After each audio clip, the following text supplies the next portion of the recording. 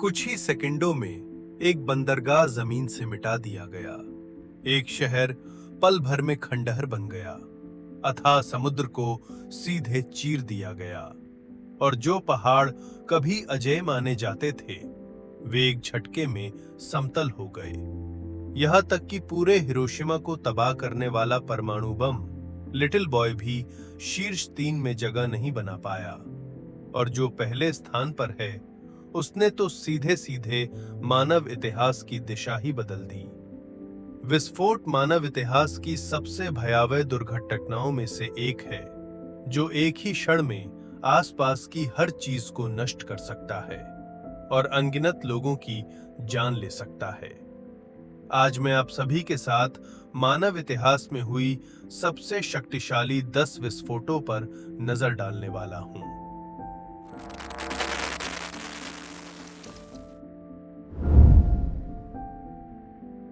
2020 में 4 अगस्त को शाम करीब 6 बजे लेबनान की राजधानी बेरूत के बंदरगाह इलाके में लगातार 2 विस्फोट हुए। ये विस्फोट इतिहास के सबसे शक्तिशाली मानव निर्मित गैर परमाणु विस्फोटों में से एक माना जाता है। इसकी शक्ति लगभग 1500 टन टीएनटी के बराबर थी और इसकी झटकेदार तरंगों का असर आसपास के करीब 240 किलोमीटर तक महसूस किया गया। प्रत्यक्षदर्शियों के अनुसार विस्फोट के शुरुआती चरण में घना धुआं चारों ओर फैल गया और इसके बाद उसी धुएं के बीच बिखरी हुई विस्फोटक आग की चमक दिखाई देने लगी। लगभग 5 सेकंड बाद एक विशाल आग का स्तंभ आकाश की ओर उठ खड़ा हुआ, जिसमें छोटे छोटे विस्फोटों की झटकेदार तरंगे भी शामिल थीं और मात्र 1 सेकंड के भीतर उसने नजर के दायरे में दिखाई देने वाली लगभग सभी इमारतों को अपनी चपेट में ले लिया और विस्फोट के केंद्र में स्थित बेरूत का बंदरगाह सीधे तौर पर पूरी तरह समतल हो गया।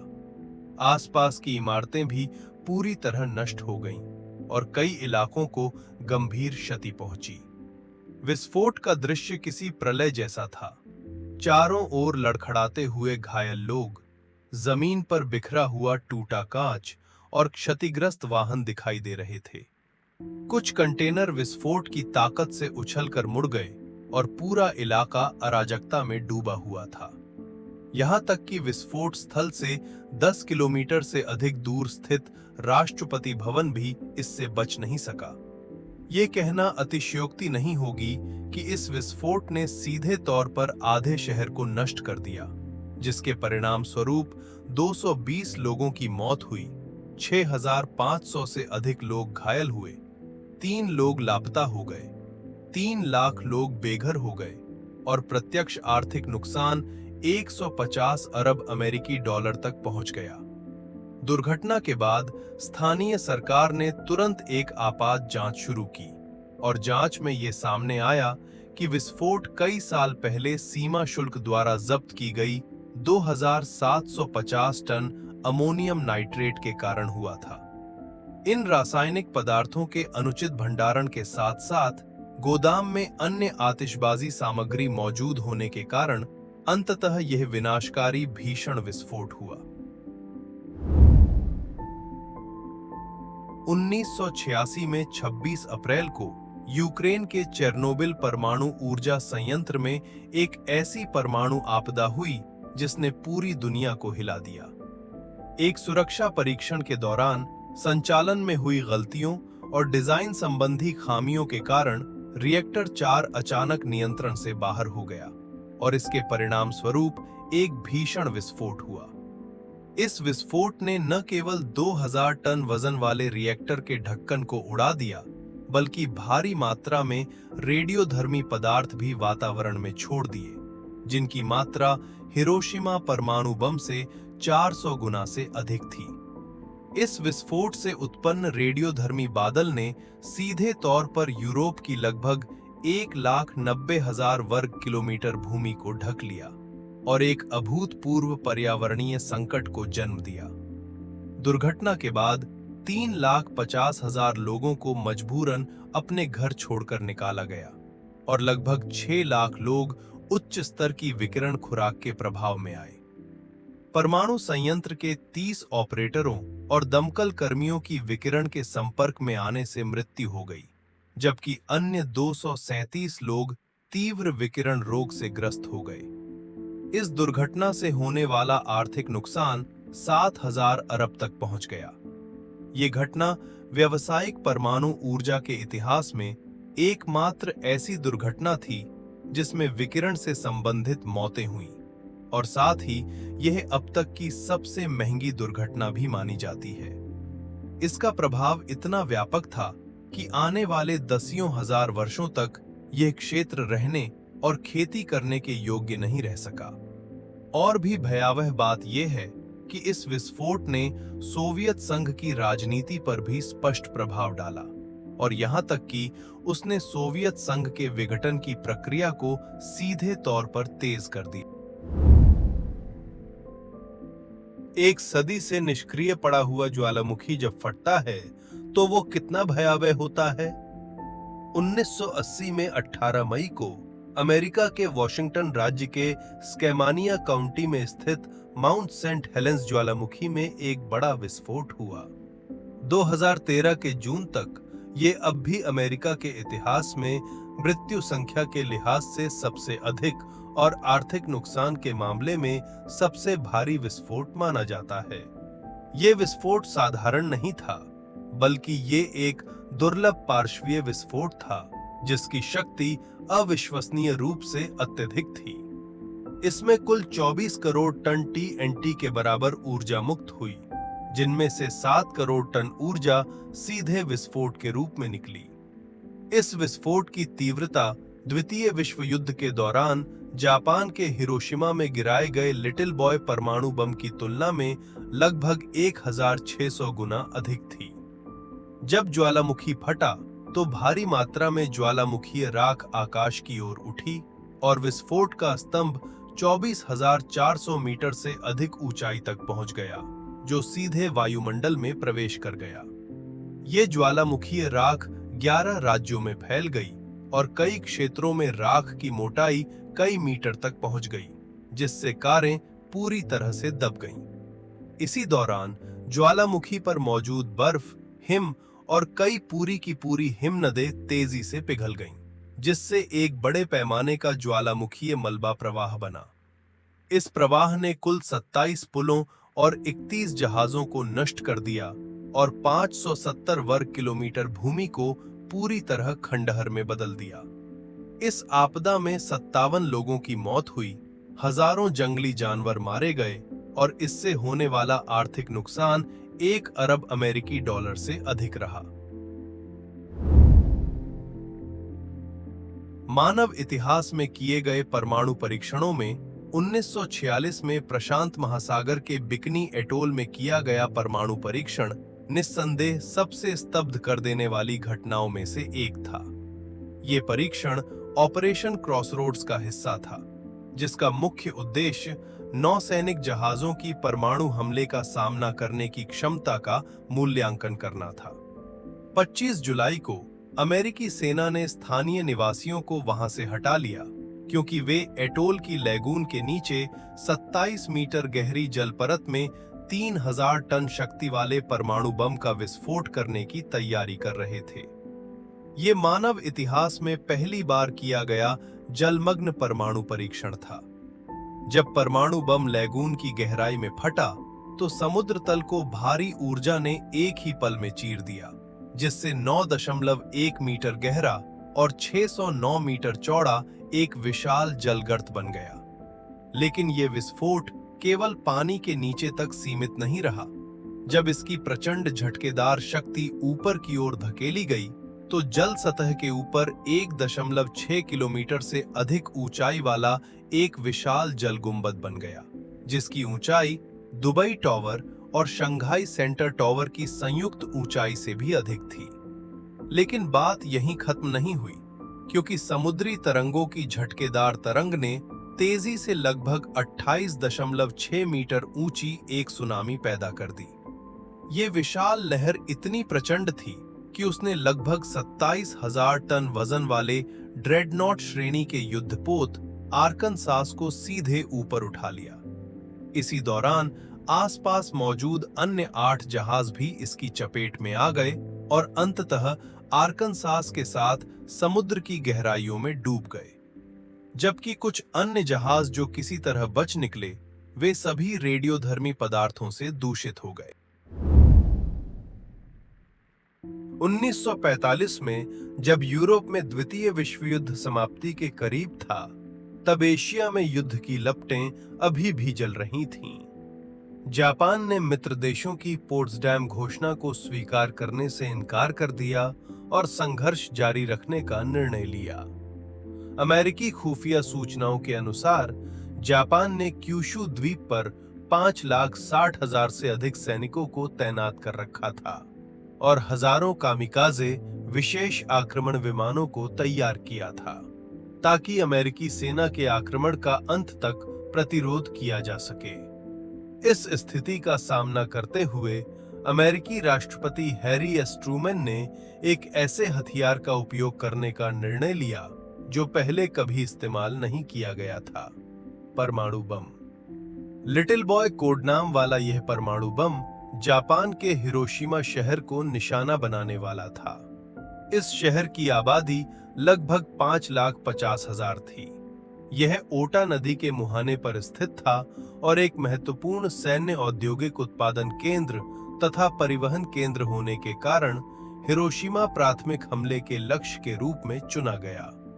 1945 में 6 अगस्त की सुबह अमेरिकी 3 B-29 बमवर्षक विमान जापान के दक्षिण में स्थित टिनियन द्वीप से, जो लगभग 1,500 मील दूर था, उड़ान भरकर रवाना हुए।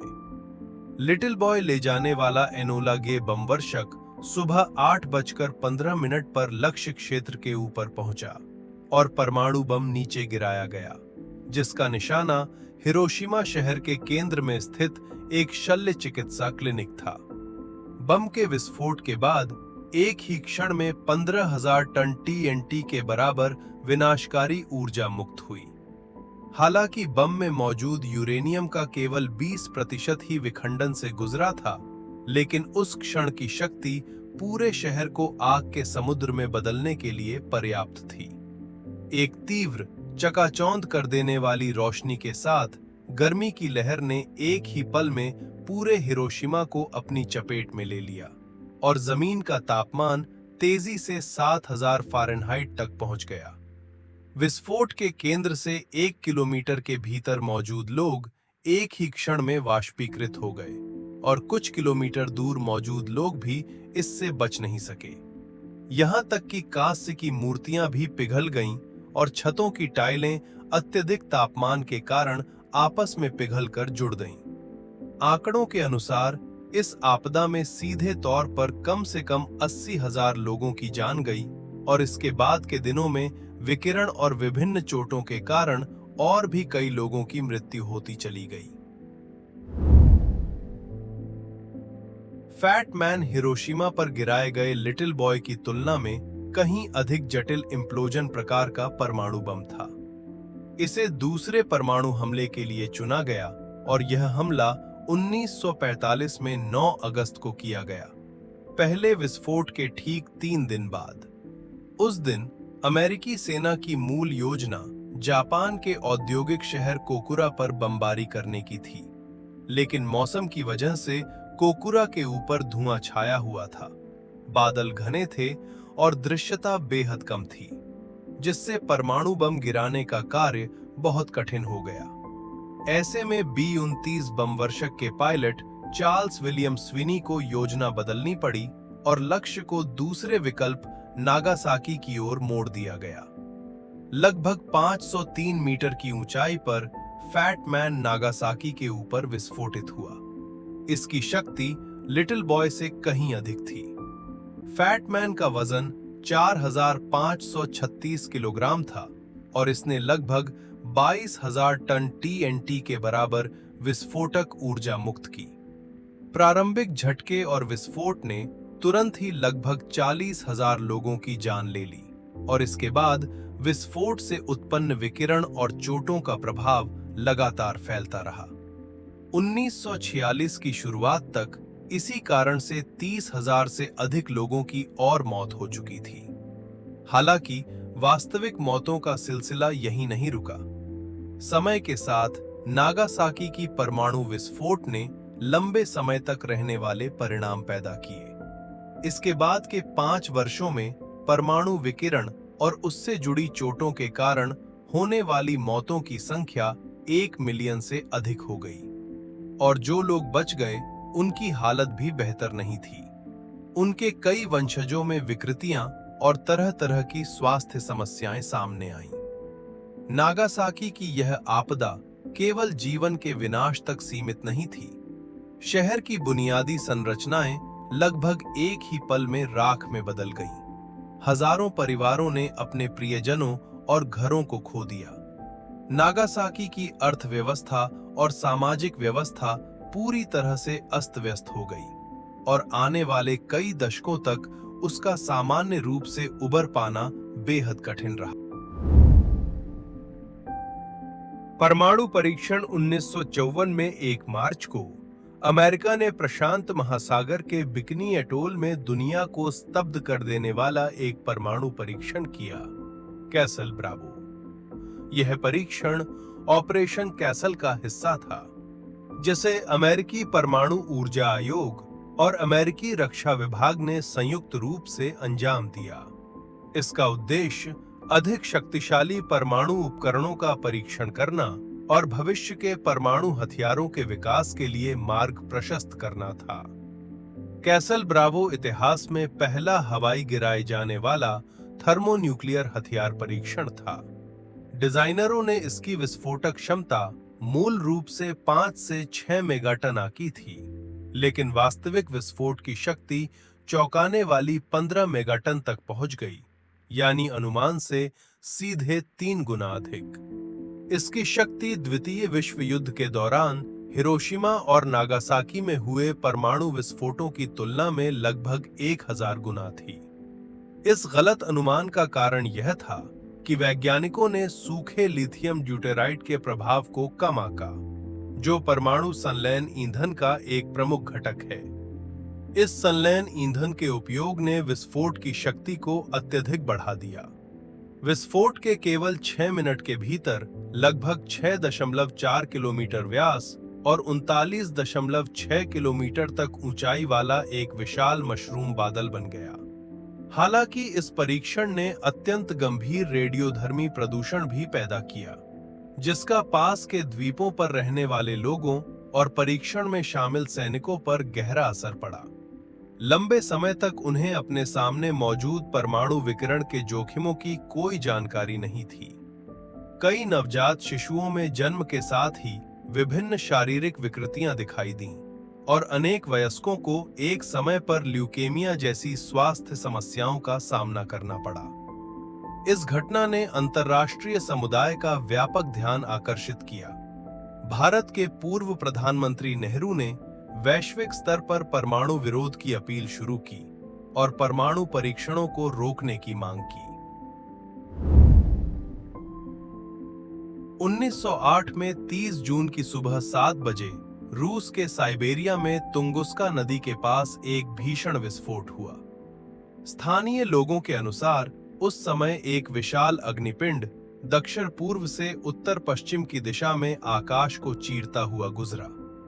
कुछ मिनट बाद एक तीव्र प्रकाश ने पूरे आकाश को रोशन कर दिया और उसके थोड़ी देर बाद विस्फोट हुआ।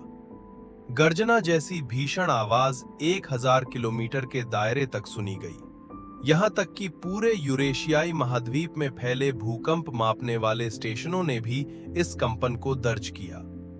इस विस्फोट से पैदा हुई वायुदाब की तरंगों को तो दूर स्थित ब्रिटेन में हाल ही में आविष्कृत स्वचालित बैरोमीटर ने भी दर्ज कर लिया। विस्फोट के बाद के कई दिनों तक एशिया और यूरोप दोनों के रात के आसमान में गहरा लाल रंग दिखाई देता रहा। वैज्ञानिकों के अनुमान के अनुसार यह संभवतः एक क्षुद्र ग्रह या उल्का था, जो जमीन के करीब पहुंचते समय वायुमंडल में ही फट गया। इस विस्फोट की शक्ति लगभग 2 करोड़ टन TNT के बराबर थी, यानी यह हिरोशिमा परमाणु बम की शक्ति से लगभग 1000 गुना अधिक थी।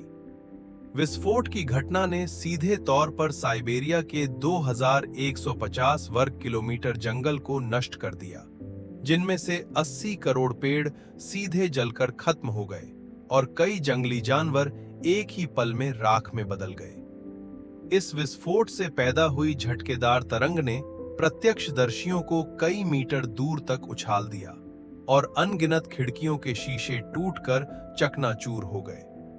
लेकिन उस समय रूस की घरेलू स्थिति बेहद अस्थिर थी, इसलिए तुंगुस्का क्षेत्र में वास्तव में क्या हुआ, इस पर ध्यान देने का बिल्कुल भी समय नहीं था। 1927 तक सोवियत संघ के खनिज विज्ञान और उल्का विज्ञान विशेषज्ञ लेओनिद कुलिक के नेतृत्व में एक शोध दल ने आखिरकार इस क्षेत्र का दौरा किया। वहां पहुंचने पर उन्होंने एक ऐसा दृश्य देखा जो घटना के 19 साल बाद भी उतना ही चौंकाने वाला था। लगभग 50 मीटर व्यास वाला एक उल्का प्रभाव गड्ढा, उसके चारों ओर आग से झुलसी हुई जली हुई जमीन और उससे भी बाहर की ओर हजारों वर्ग किलोमीटर में फैले पेड़ जो केंद्र से बाहर की दिशा में विकिरणीय पैटर्न में गिरे हुए थे। परमाणु परीक्षण 1952 में 1 नवंबर को मार्शल द्वीप समूह के एनीवेटॉक एटोल पर अमेरिका ने एक युगांतकारी परमाणु परीक्षण किया। इस परीक्षण का कूटनाम आईवी माइक था। यह केवल एक सामान्य परमाणु परीक्षण नहीं था, बल्कि इतिहास में पहली बार किया गया पूर्ण पैमाने का थर्मोन्यूक्लियर संलयन परीक्षण था, जिसने यह संकेत दिया कि परमाणु हथियार तकनीक एक बिल्कुल नए चरण में प्रवेश कर चुकी है। इस परीक्षण में उपयोग किया गया मुख्य ईंधन तरल ड्यूटेरियम था और इसे सक्रिय करने के लिए एक बड़े विखंडन हथियार को ट्रिगर के रूप में इस्तेमाल किया गया, जिसमें प्रसिद्ध टेलर उलाम डिजाइन अपनाया गया था। इसी उन्नत डिजाइन की वजह से यह विस्फोट परीक्षण अभूतपूर्व विनाशकारी शक्ति तक पहुंच सका, जिसकी क्षमता आश्चर्यजनक रूप से 10.4 मेगाटन TNT थी। यह शक्ति द्वितीय विश्व युद्ध के दौरान नागासाकी पर गिराए गए परमाणु बम की तुलना में लगभग 450 गुना अधिक। इस विस्फोट ने एक ही पल में एलुगेलिब द्वीप को पूरी तरह नष्ट कर दिया और जमीन पर एक विशाल जलमग्न प्रभाव गड्ढा छोड़ गया, जिसका व्यास लगभग 1902 मीटर और गहराई करीब 50 मीटर थी।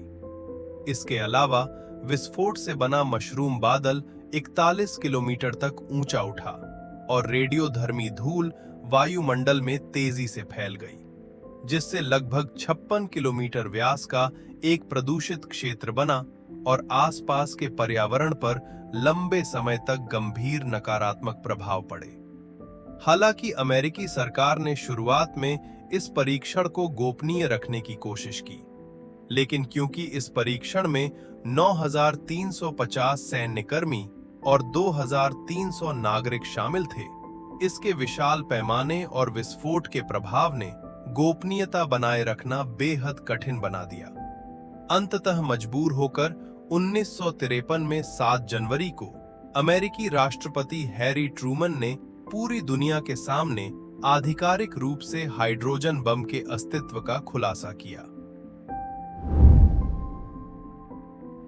शीत युद्ध के दौर में अमेरिका और सोवियत संघ हथियारों की दौड़ में एक दूसरे से होड़ कर रहे थे और इसी कारण परमाणु हथियार दोनों पक्षों की जीत या हार तय करने वाली अंतिम शक्ति बन गए। जहां अमेरिका बमों की सटीकता बढ़ाने पर ध्यान केंद्रित कर रहा था, वहीं सोवियत संघ अत्यधिक विनाशकारी क्षमता वाले विशाल परमाणु हथियार बनाने में जुटा हुआ था। इस प्रतिस्पर्धा की चरम परिणति थी सोवियत संघ द्वारा निर्मित जार बम, एक ऐसा सुपर हथियार जो दुनिया को बदलने की क्षमता रखता था। 1961 में 30 अक्टूबर को आर्कटिक सर्कल के भीतर स्थित एक निर्जन द्वीप पर सोवियत संघ ने सफलतापूर्वक एक जार बम का विस्फोट किया। यह बम 8 मीटर लंबा था, इसका व्यास लगभग 2 मीटर था, इसका वजन 27 टन तक पहुंचता था और इसकी विस्फोटक शक्ति 50 मेगाटन तक थी, जो हिरोशिमा पर गिराए गए परमाणु बम की शक्ति के लगभग 1570 गुना के बराबर थी। शुरुआत में सोवियत वैज्ञानिकों ने इसकी विस्फोटक क्षमता 100 मेगाटन तय की थी, लेकिन संभावित विनाशकारी परिणामों को ध्यान में रखते हुए अंततः सोवियत संघ ने इसका अपेक्षाकृत छोटा संस्करण चुनने का फैसला किया। फिर भी इस विस्फोट से उत्पन्न हुई झटकेदार तरंगे इतनी शक्तिशाली थीं कि वे पृथ्वी के चारों ओर 3 बार तक घूम गई। विस्फोट के केंद्र में 35 किलोमीटर के दायरे में मौजूद हर चीज पूरी तरह समतल हो गई और केंद्र से 160 किलोमीटर दूर तक के घर भी ढह गए। यहां तक कि नॉर्वे और फिनलैंड में, जो लगभग 1000 किलोमीटर दूर थे, वहां की खिड़कियों के शीशे भी टूट गए। विस्फोट से बना मशरूम बादल 60 किलोमीटर तक ऊंचा उठा और यह स्तब्ध कर देने वाला दृश्य 630 किलोमीटर दूर से भी साफ दिखाई देता रहा। हालांकि बम को ऊंची ऊंचाई पर विस्फोटित किया गया था और आग का गोला जमीन से टकराकर वापस उछल गया, जिससे संभावित रेडियोधर्मी गिरावट कुछ हद तक कम हो गई। फिर भी आसपास के देशों में विकिरण स्तर में तेज बढ़ोतरी दर्ज की गई। यह सोचकर ही डर लगता है कि अगर उस समय अधिकतम क्षमता वाला परमाणु बम इस्तेमाल किया गया होता, तो क्या हम भी डायनासोरों की तरह इस धरती से हमेशा के लिए गायब हो जाते? ऊपर बताए गए इन 10 सबसे शक्तिशाली विस्फोटों में से कौन सा आपको सबसे ज्यादा याद रह गया? या क्या आपको लगता है कि इसमें कुछ और जोड़ना चाहिए? अपनी राय कमेंट में जरूर बताइए। अगर आपको यह वीडियो पसंद आया हो तो लाइक करना और सब्सक्राइब करना न भूलें। देखने के लिए धन्यवाद।